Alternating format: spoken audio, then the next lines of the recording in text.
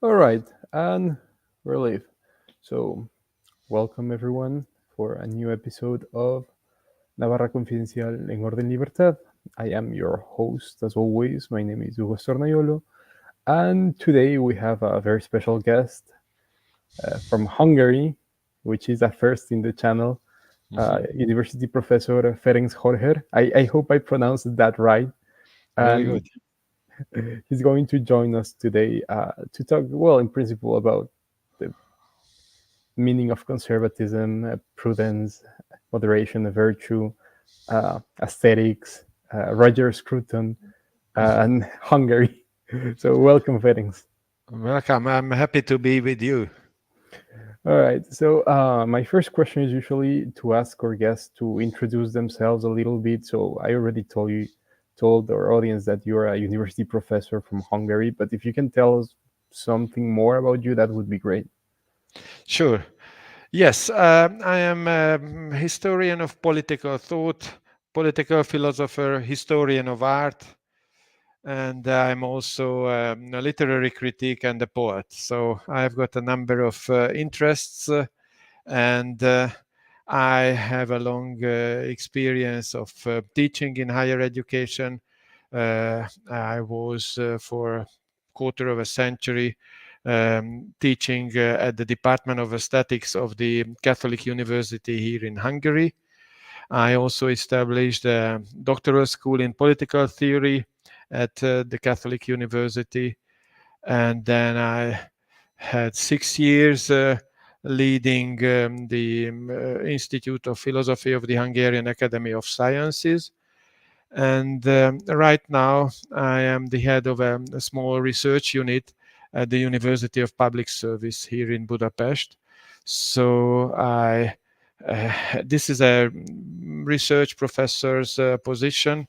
So I have the obligation to publish and to have occasions like this one when I can give an account of my research. Well, you seem you're a very busy man. Then I know some of your academic stuff because you do publish a lot. I think I was first introduced to your body of work with a book you have on the historical Hungarian constitutions.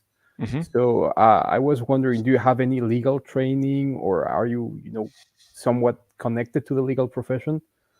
That's right. I also taught at the law school of the Catholic University, and I have got an MA in legal theory from Brussels and Leuven in Belgium. So I taught for some years legal philosophy and the history of legal thought. Oh, And, well, and I've got actually, I don't know if you are aware of that book of mine, because that MA thesis was worked into a book, edited into a book format, and that's my book, Prudentia Juris Towards a Pragmatic Theory of Natural Law. well, no. So I think I'll have to check it soon. I think I was researching. I mean, for me, I've been in Central Europe for around 2 years by now, and when I first arrived, I thought, well, I have to get connected with all of the people from our spheres in Central Europe, and I think I found you through your Mhm. book on the Hungarian constitutions. But then again, you have a kind of important presence in social media, in Twitter, well, X now. Mhm. There's a lot of people who are followers of Roger, of like the late Sir Roger Scruton, who are connected with you as well, especially because of the whole philosophy, well, of conservatism and the whole uh, aesthetics thing, and well, pretty much all of your contributions to that those two areas.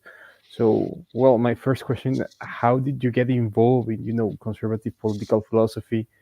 How do you have this connection to Sir Roger Scruton?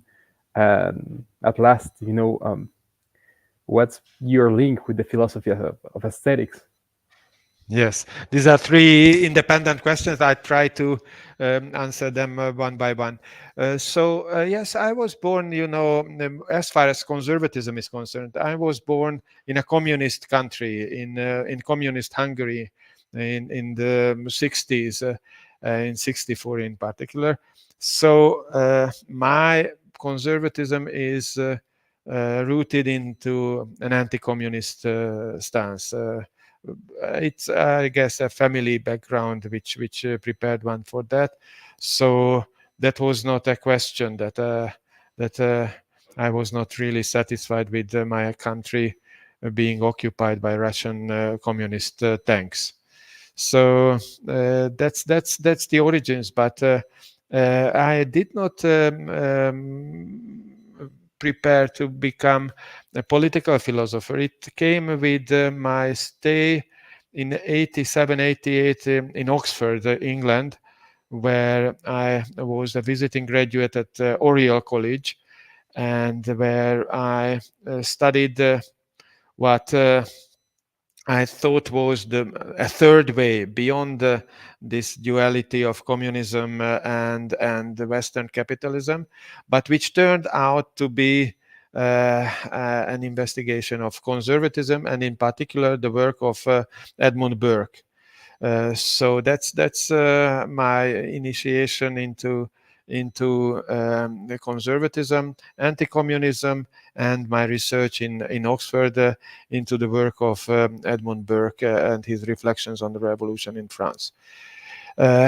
And that's not far away from Roger Scruton's own interests. Turning to your second question, Roger Scruton was a Cambridge-educated philosopher of art and political philosopher, and he had a special interest in Central Europe, just like you, and that's very rare actually. So I really appreciate it. We Central Europeans always like people who are interested in us, because most people are not interested in us.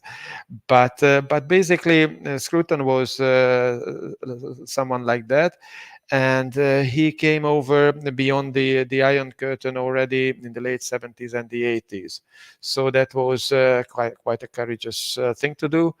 And of course, that was something that I could have met already then, but I did not meet him until 92. When it was already after the fall of the Berlin Wall, the fall of the Iron Curtain, but still already decades ago. And I always found his work relevant, and we had a number of occasions to meet and to participate at conferences, and even I had the chance to respond to one of his lectures actually in Warsaw at the University of Warsaw. So there were occasions, regular occasions to meet and to discuss things. I also worked as a journalist for some time in the 2000s, and I made interviews with him as well. So a lot of interfaces, and the result was that when he died so young in 2020, early 2020, I decided to write this book about him, and that's my book, Art and Politics in Roger Scruton's Conservative Philosophy, which was published by Palgrave Macmillan in late 2022 with the date 2023. So that's the connection to Roger. And the third issue, philosophy of art. Yes, that's something which is an interest which I shared with Roger. His primary interest was also in the philosophy of art, which is according to the German tradition, aesthetics. So the study of perception, or sensual perception, and in particular the study of beauty, the sublime, and other aesthetic qualities. So that's my primary interest, as I mentioned, I am a practicing poet, so I was always interested in literature and the arts, and that's why I gave some time to study the theory of it, and as a result of that, I published, for example, a history of the French, English, and German early modern static thought from 1650 to 1800. So from the court of Versailles and Louis XIV up to Immanuel Kant and his critique der Urteilskraft. So that's my interest. It's partly historical, but also theoretical. I have a theory that, in fact, a static judgment, the ability to make decisions about what is beautiful and what is not, is connected or has the same operational pattern as the judgment that we need in politics, or for that matter in legal decision making, a kind of practical wisdom, practical judgment. Well, that was quite, the way they are actually connected was quite interesting, and especially because it creates that train of thought in which, it explains how you ended up working in the topics and in the spheres you are. At the same time, it really gives a background into your work. I also kind of project myself a little bit into you because we have a similar background, at least in our professions and in our interests. So I do understand how that goes. But I mean, in more practical aspects, one of my questions would be, what exactly you learned, and what exactly made you really feel, inclined about the political philosophy of conservatism instead of any of the other currents. I mean, we have the misconception that conservatism is just pretty much defending free markets, capitalism, and the American version of conservatism. But in British and in Central European thought, it's something way, way different, and it's closer to traditionalism, actually. So my question, maybe to add up a little bit to the first part of your answer, would be, what really made you be interested in that, instead of just, anti-communism, and we're just going to promote free markets and democracy. Well, anti-communism for me was not only about free market and free speech, although these are important things, I would say. But my basic problem with communism was that it was, if you want to be kind, you can say it was mistaken. But if you are stronger, you would say it was based on a lie, and that mistake or lie concerned its view of human nature. It had a false view of human nature, and I myself was brought up as a Christian, so and in that as a Catholic. And that was actually something that was forbidden or not advised, let's put it this way, in a communist context, to bring your children up in Catholic doctrine.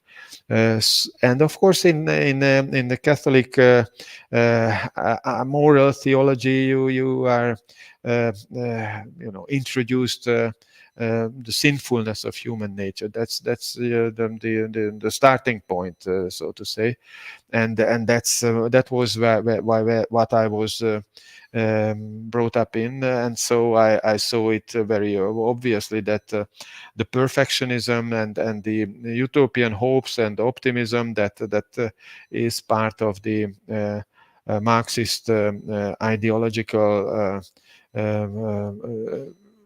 smokescreen is not true.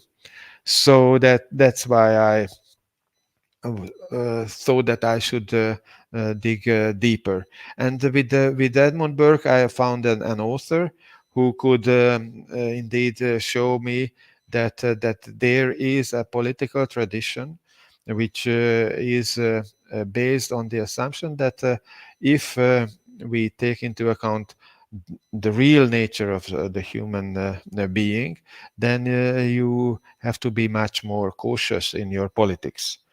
And after the 20th century, I think that lecture or that lesson was even more important than in the 18th century. Of course, the French Revolution, which was the cause of Burke's reflections, was terrible, and the bloodshed. Together with actually some very nice and very optimistic hopes. But the 20th century was even worse. The totalitarian regimes, Nazi, fascist, and communist, showed us the most brutal face of politics and the killing machines that can come out of that. And some of those totalitarian regimes were based on these nice utopian illusionary views of the human being. So I always felt that as a responsible person, and we intellectuals need to be responsible because we have got that privilege that we could spend our time in our youth studying instead of just working for survival. That means that we have to take care of what the public opinion is about, or about the public perception of reality, how it turns. And therefore, I always felt it my obligation to try to share that sort of wisdom which comes out from the tradition that I trace back to Aristotle and partly even to Plato, and then through the Romans, Cicero and the others, up to Christianity, Augustine, and of course Aquinas in particular.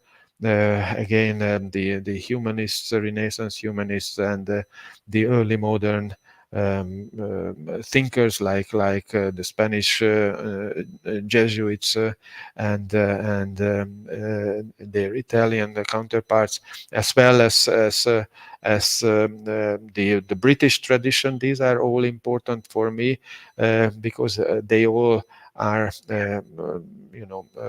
trying to call our attention to the fact that the human being is full of uncontrollable passions and aggression and willpower, and therefore you have to be able to control those passions and in particular you have to take care of mass psychology, because we are living in a mass democracy and within that context it's even more important to be able to have the balance and to keep the heat low in order to avoid major outbreaks of violence and terror and war. Taking in particular your last point, and before my next question, I have something to ask you, because conservatism, at least for some authors and for some thinkers, you included, is a philosophy or a doctrine of prudence and moderation. So I would like you to expand a little bit on that statement, and to explain to people who might not be very familiar with that, what does that mean? Especially, what's prudence, what's moderation, how are these virtues, and why do they matter to keep a healthy and a stable society, mostly? Yes, you are right. That's a very strong historical tradition.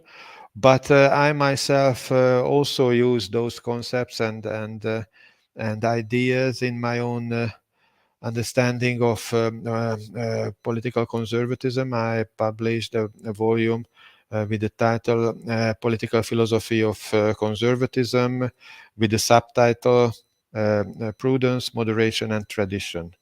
And I found these three concepts important for me for the following reason.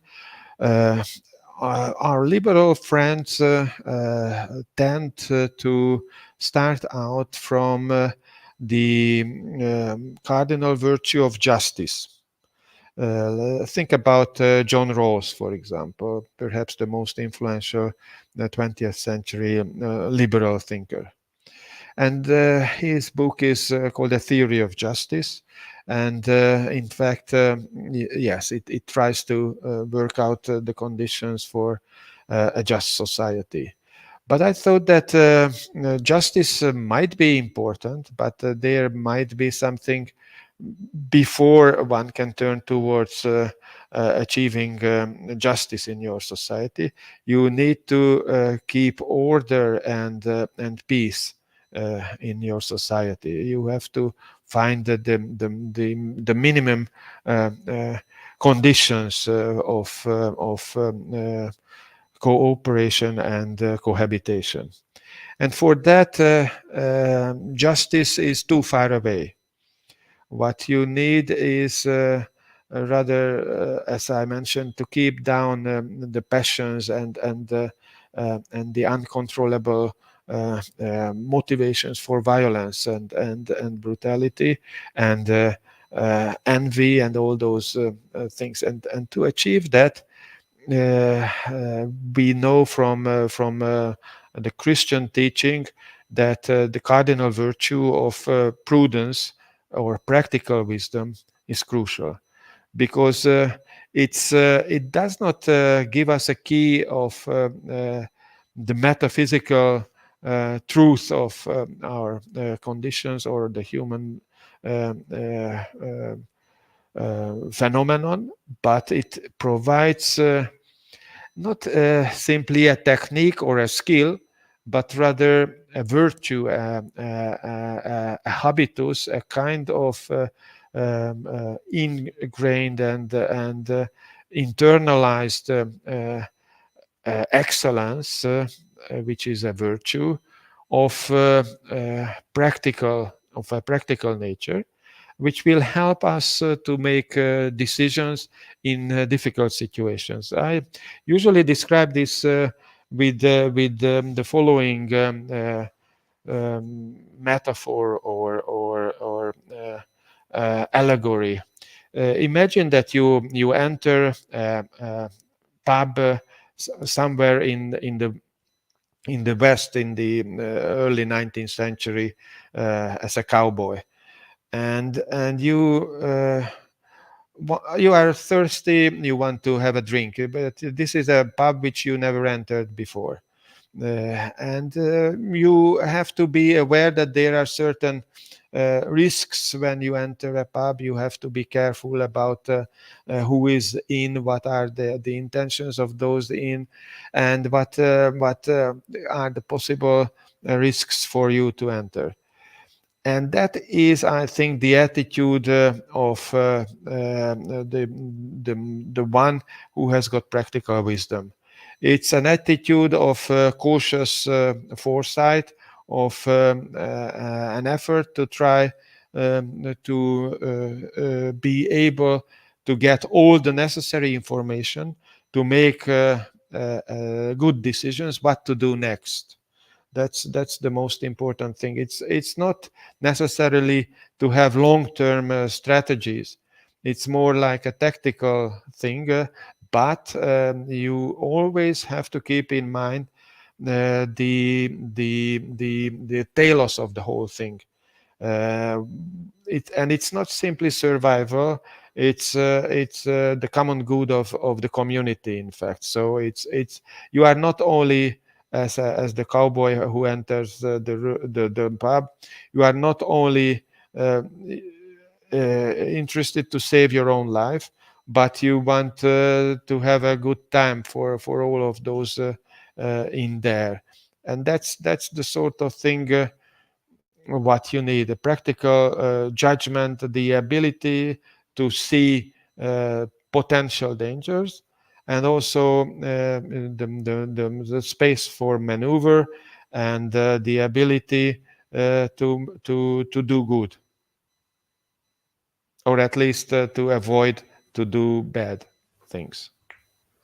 Yeah, well, I'm going to connect this reply, about the meaning of prudence and of wisdom and of practical knowledge, which is kind of a staple in conservatism. Empiricism somehow became very, very associated with conservatism, despite not being part of the same tradition at first. And I'm going to connect this with both your legal training and maybe the idea of natural rights and natural law.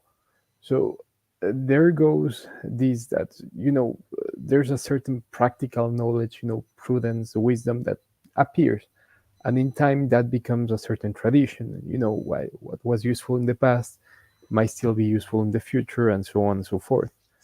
In jurisprudence, you have this idea with jurisprudence itself.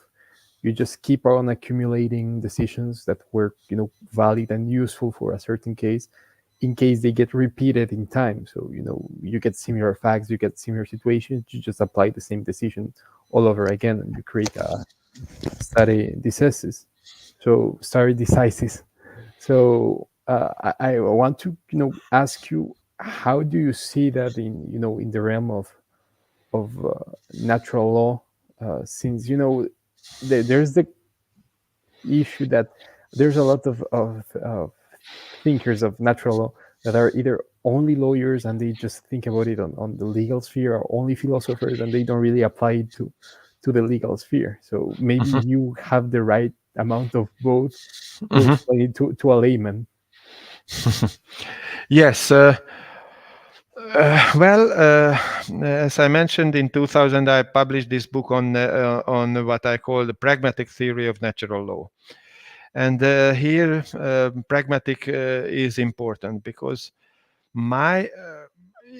of course, I see all the advantages of natural law, which is to be able to give kind of universal standards for your judgments, and avoid the sort of relativism which might lead to very ugly results, as the 20th century showed us. So natural law, the renaissance of natural law came after the Second World War, for obvious reasons, i.e. that positivism could not help avoiding the most horrible anti-human human decisions by decision makers. But my problem with the tradition of natural law is that it claims to have those universal standards for once and for all. And I never knew how to make sense of it within the historical dimension of the human being. I.e., I thought that there is a learning process perhaps here. And even if these standards are universal, I had the feeling that, Adam and Eve in the paradise, they surely were not aware of all of them at once. So my assumption is that human history is actually a learning process. Which comes out of repeated trial and error procedures. Human societies try to solve their practical problems, and the better the solutions are, the longer the society can survive. And this allows us on the long run to find out those standards which help the societies to survive on the long run.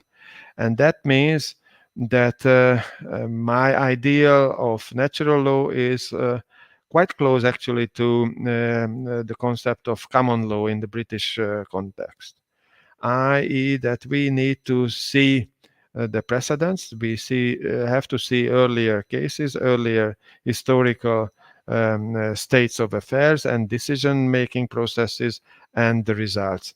And through that we can find those principles and standards which crystallized with time and which we can claim belong to what we traditionally call natural law. So that's my own understanding of natural law.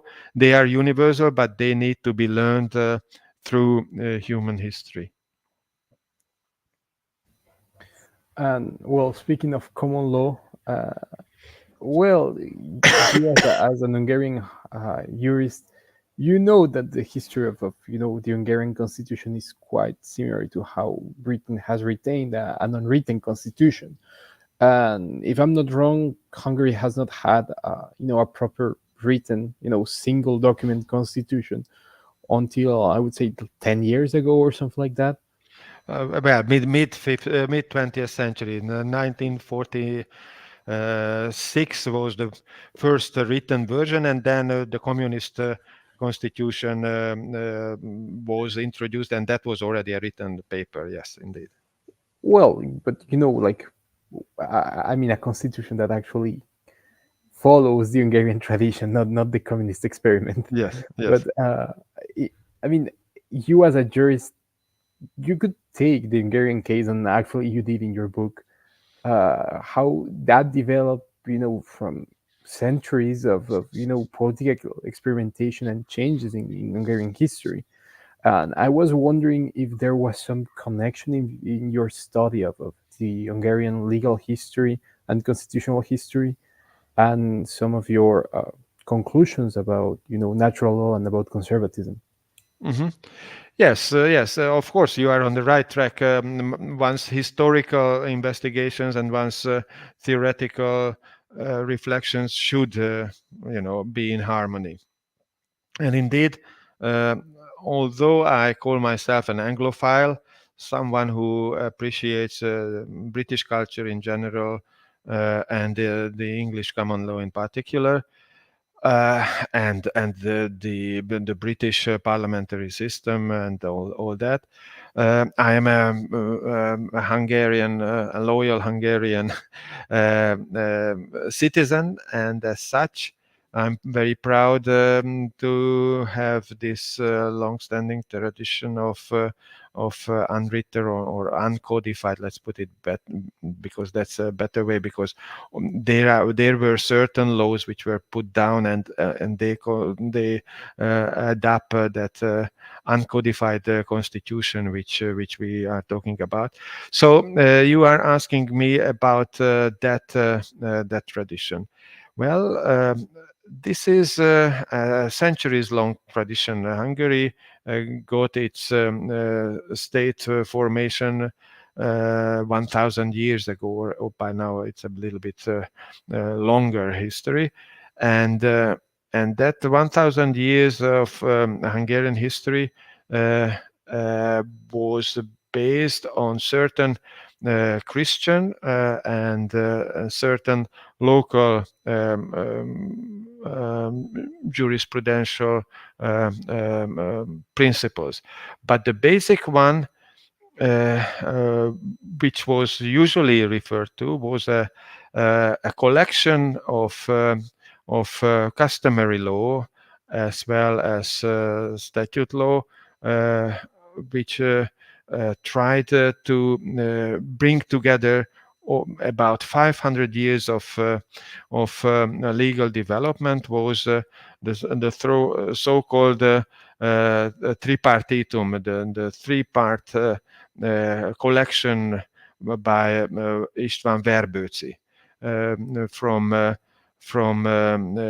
the early 16th century.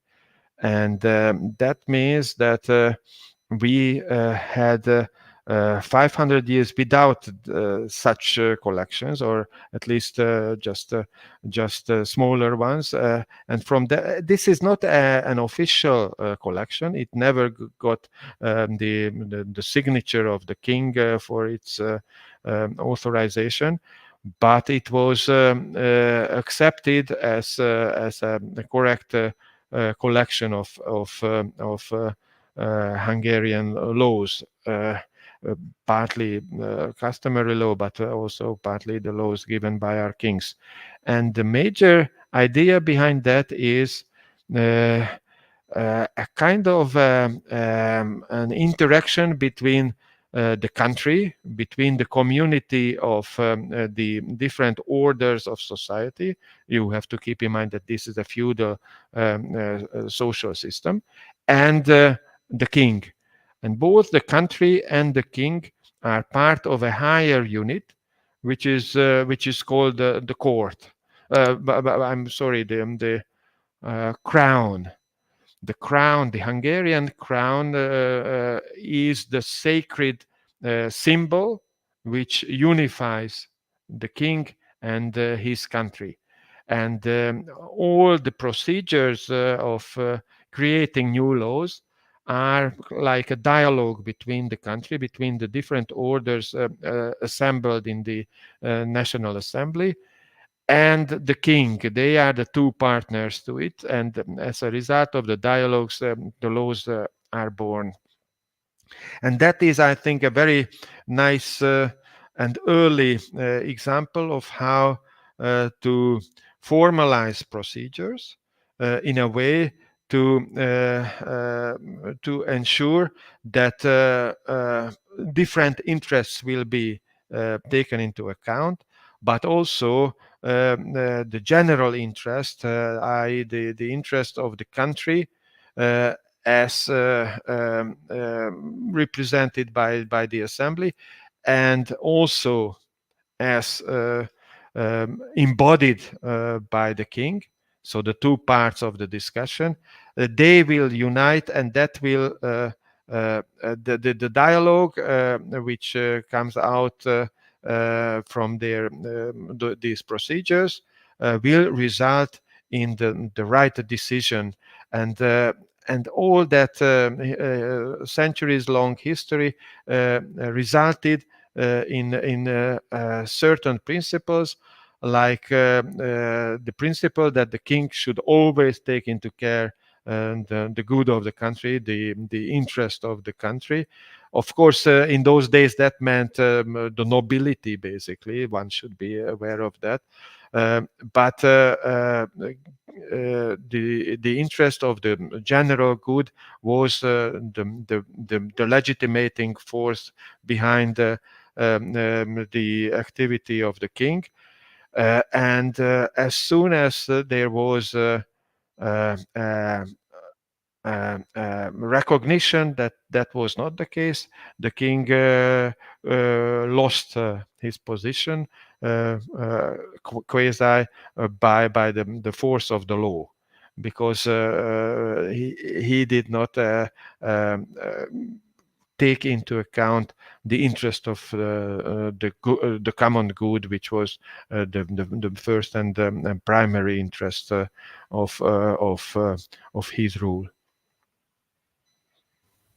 Well, I mean, I'm going to begin to make a connection with the next topic, but there's a lot of historical coincidences, as well as, a lot of differences between the constitutional development in Hungary and the one in Poland. In particular, the idea of the crown as separated from the figure of the monarch, and the enfranchised people with political power that kind of collaborate or are in tandem with the monarch in order to compose the crown, being the nobility. However, there's a key difference, and that is that Poland successfully established an electoral monarchy during the existence of its first republic, and they had a wide range of foreign and local monarchs, whereas Hungary pretty much became part of the Habsburg realm pretty early on, and it stayed as part of the Habsburg monarchy until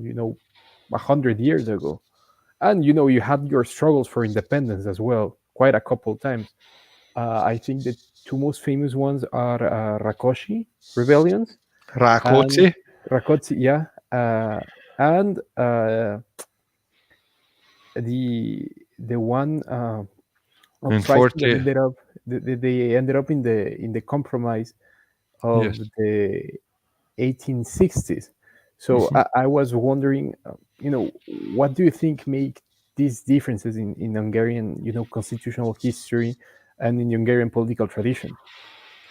Well, of course, the geopolitical situation of the two countries are different, and that resulted in different turns of their history. Most importantly, the Turks could come up from the east, south, and southern parts of Europe up to take the middle part of Hungary for 150 years, which resulted in the country divided into three parts. And as a result, the Habsburgs could strengthen their power over one part of it, and that became the foundation of the kingdom later on as well. But it's not the right formulation to give an account of the Hungarian constitutional situation in the early modern period is not that Hungary is part of the Habsburg monarchy, because Hungary was always ruled according to the Hungarian constitution. And so, from a Hungarian perspective, it was rather the case that we happened to have the Habsburg house as our kings, but the Hungarian kingdom, the geographic locality called the Hungarian kingdom, was not part of any other monarchy like the Habsburg monarchy, because that this part of the realm was ruled according to different rules than all the other parts of the realm, and it could not be ruled without the support of the orders, the feudal orders, and that means that no king could be crowned without taking an oath, and without being crowned by certain parts of the certain persons who were either from this secular or the religious government of the country. And that means that that for all these hundreds of years when we had Habsburg kings, it was always the case that they could only rule according to the oath that they made, and with the condition that they were crowned with the right persons, by the right persons, at the right location, actually. So a number of criteria had to be met, and in fact, that was not the case for any other parts of the Habsburg realm. And as for the settlement of 1867, that was indeed perhaps the high point of Hungarian political wisdom. Why? Because Hungary had to realize that as by that time a mid-sized country within the center of Europe, with the Habsburgs and the Germans on the one side, and the Russians and the Turks on the other side, they had to find a modus vivendi, how to rule themselves, and in this way, how to save the basic sovereignty of the country under what construction can it be saved. And the settlement was a dual monarchy. Once again, Hungary is not part of the Austrian monarchy. It's a construction of a dual monarchy with the same ruler, with the same king. But that king was a Kaiser in the Austrian part and the king in the Hungarian part.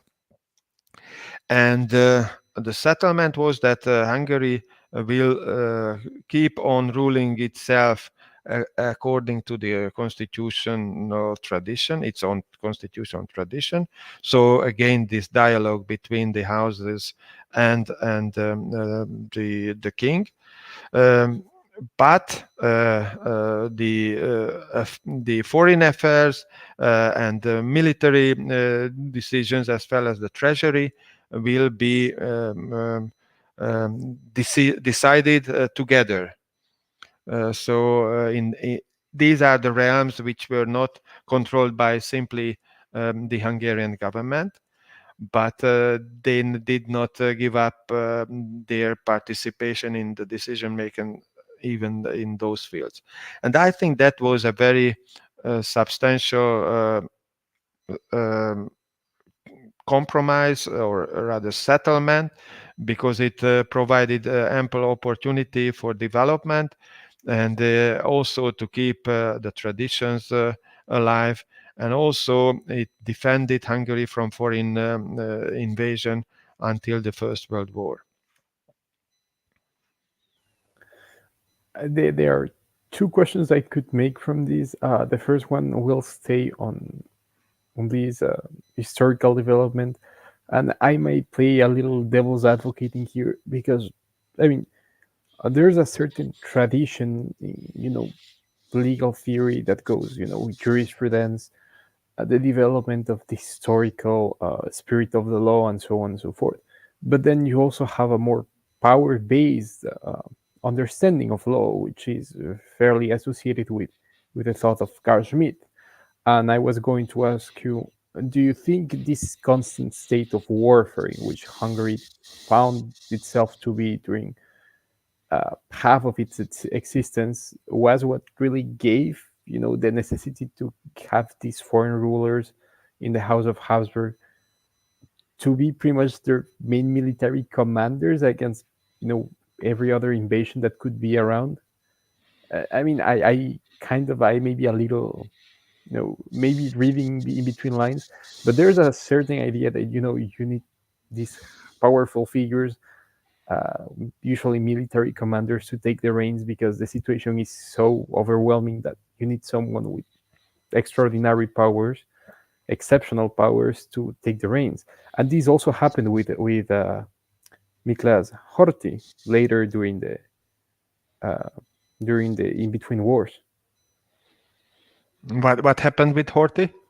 Pretty much the same. You have the strongman that takes the reins because you are in a situation of exception. I try to figure out what you are arguing for or against. No, neither for or against. Just kind of understanding if that's such the case. If we can apply Carl Schmitt's understanding of power politics and of the exception of laws as a situation that explains some of the Hungarian political and constitutional development. Well, I can, of course, we should tell our listeners that on this issue we have got different positions. I go for a more Aristotelian understanding of the nature of politics, and you appreciate Carl Schmitt on this point. Yeah. But of course, Schmitt says that within a geopolitical context, we would call in international law or international relations. But my understanding of politics is more about internal affairs, because it's the Aristotelian starting point, that you have got a political community and you have to organize the life of that community. That's my basic assumption. And for that, you might have occasions when you are in need of a strong military leader. These are the Roman dictators, but otherwise, what you need is practical wisdom and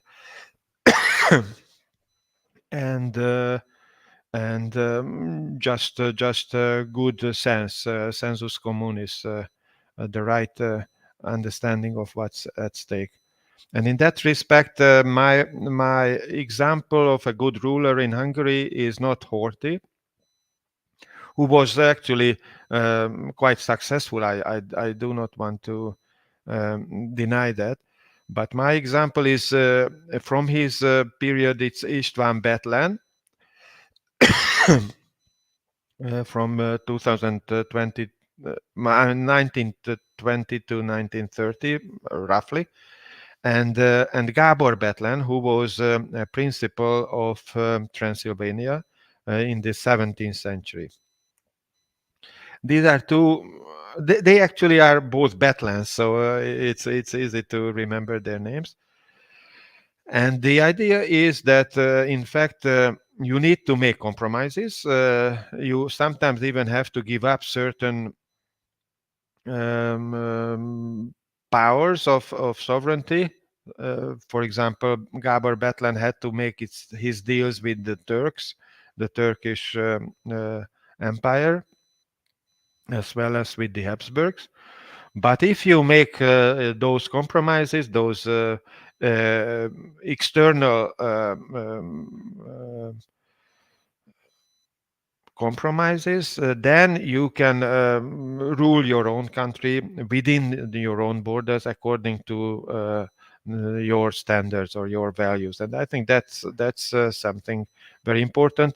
And in fact, both Betlens were regarded quite highly by the European powers in those days. Why? Because it's always important for foreign powers, for the great powers, that there be peace in the smaller areas which they don't want to deal with. And in this sense, I think you can find a modus vivendi between the requirements or the demands of the great powers around you and your own people. These are the two sides that you have to keep in balance. And in that respect, I think it's not enough to have the powerful military leaders. You also have to have men of practical wisdom. And maybe the third person whom I could mention is just the one who helped to create the settlement of 1867 by the name of Ferenc Deák, who was actually a lawyer and who did not have any great and real official titles or powers during his career, but he had an authority, and through that he could actually negotiate with the Habsburgs and also keep down the passions of the more fundamentalist or nationalist voices in his own camp.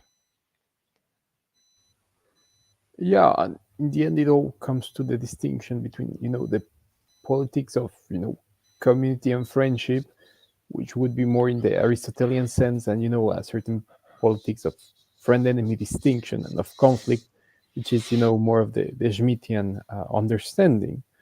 And speaking of, we kind of understand who were the historical enemies of, the Hungarian polity in history. And there's still, there might be some remnants of that, at least in the way how Hungary deals these days But there's also, the idea of Hungary being a community of its own, and then of Hungary having friendly relationships with other countries that they see as brothers. And, Poland is one of those countries.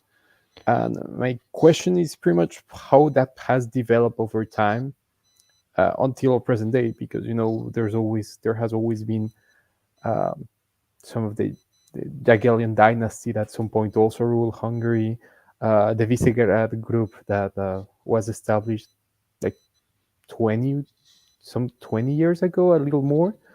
And, Yes.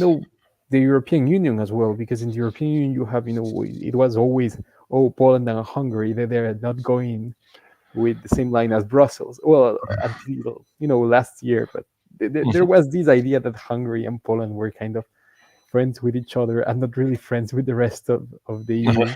Uh-huh. So what are your takes from that, from the Hungarian historical and political tradition?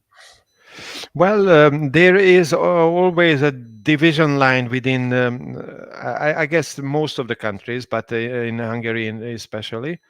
And the division line can be drawn along religious or political values. For example, we talked about the Habsburg influence in Hungary. So there were groups who were pro-Habsburg and anti-Habsburgs. And that's a very powerful division line within Hungarian politics for centuries. Whether you could accept Habsburgs or whether you would never accept Habsburg as a legitimate ruler. Another division line is the Catholic Protestant division line, which divided Hungary along the line of the Danube. That was basically the most important geographic division line within the Hungarian kingdom traditionally and even today. And the western part earlier belonged to the Roman Empire, and it became early Christianized, and then it became also Catholic, or remained Catholic when Protestantism got its time. And the eastern part became Protestant, and the Protestants were usually anti-Habsburg as well. So the religious division and your position about a foreign ruler went hand in hand. And interestingly, I would say that the best parts of our history was when the two sides could play out their roles, in a balance. For example, in the 18th century, we had the Rákóczi War of Liberty in the early first decade of the 18th century. And apparently they fell. So they were the anti-Habsburg and in that sense the revolutionary powers. But then a very good peace treaty was drawn, and as a result, the 18th century is actually quite peaceful and quite developing, quite dynamically developing in Hungary, which is not something that you teach in the school, because in the school you teach your great fights for liberty and your tragic falls. That's what you teach, and you don't teach the ordinary normal decades of human history or national history when things went well, because there is no news in it. And the same applies to the 19th century, when usually we usually teach again the 48 April laws, and after that a kind of war of liberty against the Habsburgs, and we teach also 67 with the compromise. but I think that the two go hand in hand. You need to fight for liberty in order to get the settlement, but also you have to get the settlement to get out the best what the liberty fight was for. So the successful periods are when the two things can go hand in hand. And I think that after 1990, with the newly born freedom, again there is a need for balance. There is a need for those who fight, and there is a need for those who can make the compromises and the settlements. Yes, but that also points to international relations, and there has always been this link with other countries around. I'm not talking about Austria because it's kind of self-explanatory with the relationship with the Habsburgs, but with Poland in particular, and it goes again to that idea of a politics of friendship and a certain politics of enmity that kind of existing in the Hungarian tradition. And maybe in history you have always been close to Poland in the same way you have not been that close to the rest of the West. Why is that?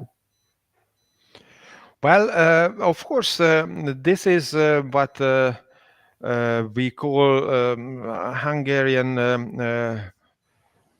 being proud of being Hungarian. That's the basic assumption, and that's a very powerful feeling in Hungarians. And we always had a sense that the West does not take us, seriously, or does not take into account our national dignity, and so on and so on.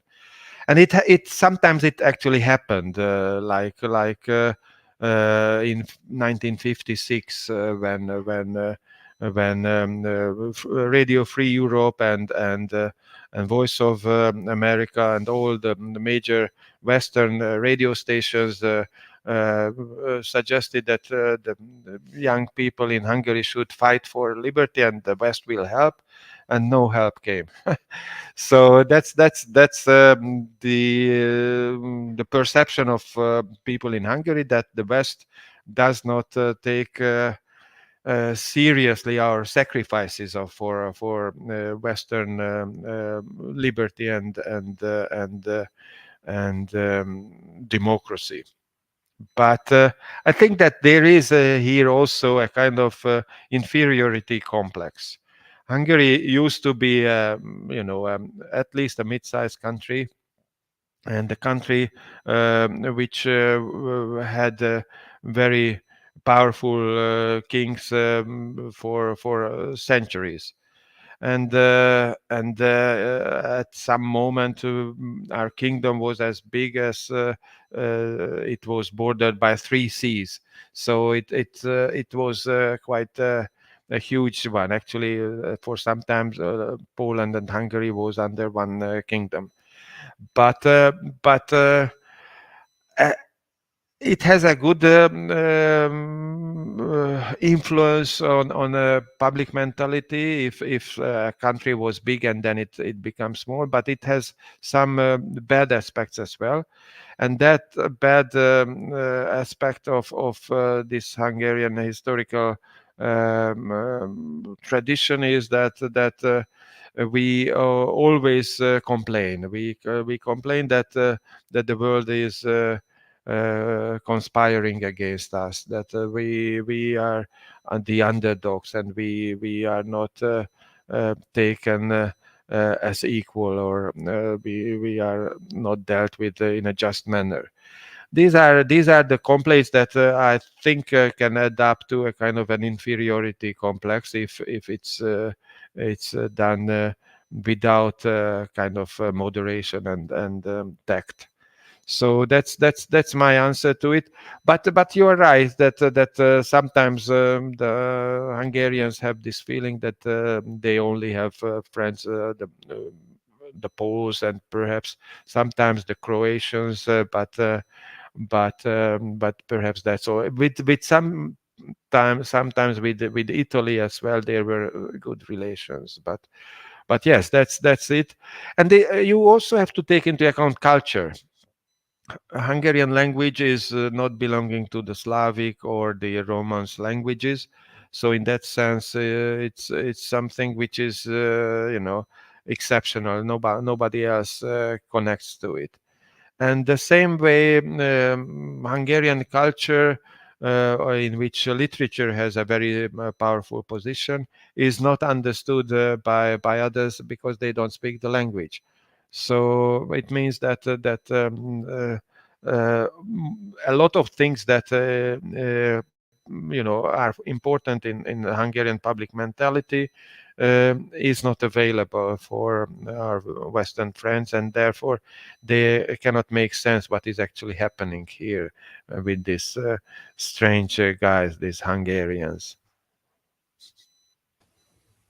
Well, since you mentioned culture at last, my last question might be about it, and especially coming back to aesthetics, because Central Europe has a very definite, like it's very, a very definite identity when it comes to aesthetics. When you come to Central Europe, you feel everything is different, but at the same time, every major city, Krakow, Budapest, even Zagreb, Prague, Vienna, in some extent as well, they're very similar. They have like the same vibe, and it also extends a little bit to the people. You mentioned that there's a certain way that Hungarians are, that they complain about a lot, and they don't feel they belong that much to the West.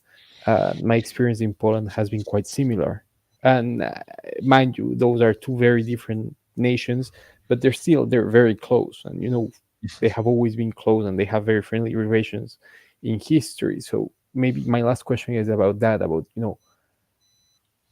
the spirit and the aesthetic expression of that Central European identity. Yes, that's crucial for Hungary, that we don't regard ourselves as part of Eastern Europe, but rather Central Europe. And of course, Central Europe is a concept which is much discussed in historical literature. I tend to go with those who claim that it's basically the Central European Habsburg powers, the Habsburg realm in this part of the world, that defined this culture. But I also would call attention to this Hungarian historian by the name of Jenő Szűcs, Szüch. No, Szücs. Jenő Szűcs had this idea that there are three historical regions in Europe. That's not something very new: Western, Central, and Eastern part. But what he claimed, that there were different historical trajectories for these regions. And the Eastern model is a kind of monopoly of power, or even tyranny. The Western model is democratization, even to the extremes, like a mass democracy. And Central Europe is somehow a compromise between the two, like a constitutional monarchy or something like that. And of course, there is an idealization in this scheme, but there is truth to it as well, that Central Europe could learn from both sides and could appreciate both sides, and in that sense, it has got a certain function in Europe even today, I would say. And that's why the Visegrad Group is an important political initiative. And that also shows in the aesthetics of the region, whereas in Western Europe and in Eastern Europe, you have like these grandiose monuments to both mass democracy. Like if you go to Brussels, or if you go to any other part in Western Europe, you will see how they try to say, oh, we are the people, and this is how the people hold power. And then in Eastern Europe, you have like monuments to the power of the state, and to the power of usually the ruler as well. But in Central Europe, you still have like something that goes in between. You still have big churches, but they are not massive.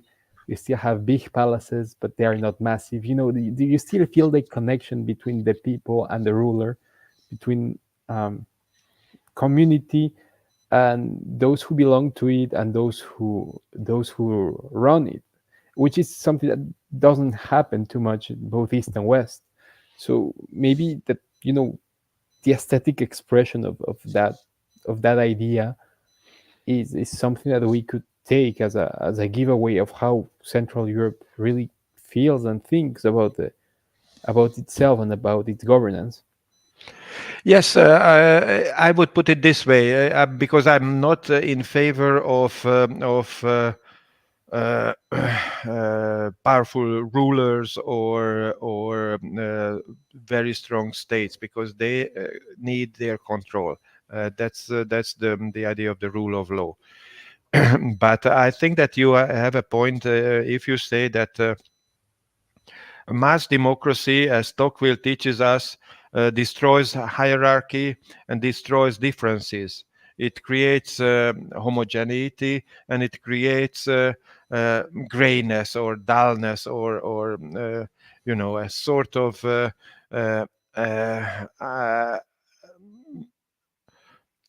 flat and undistinguished landscape. And Central Europe has a very distinguished landscape, and it's based on differences. The Hungarian flat is very flat, but then the Carpathian basins are very high and very picturesque. And we have got both. So Central Europe is a place where you can experience the advantages of the Western model, while you can still appreciate hierarchy and tradition, which is perhaps more esteemed in the East. And in this respect, this is indeed a transition a region of transitions, a region of meeting places. And that in that respect, it has got its aesthetic. One can say, if by aesthetics we also mean a certain ethos and a certain way of life, which is so important for conservatives like us. Right. Thank you very much for that. And well, it's been a pleasure talking to you for more than an hour. If you would like to say one final message or one final comment to our audience, I would really like that. I hope it was not too far-fetched and not something without major interest. But my point is that indeed we Hungarians have a long history, have a lot of faults and mistakes, but we are quite friendly people. All the visitors who come to Hungary usually say that they like to stay here, and we are happy if people are interested in in our country and in our region. And Ugo, I'm really grateful for your interest as well. Thank you, Ferenc.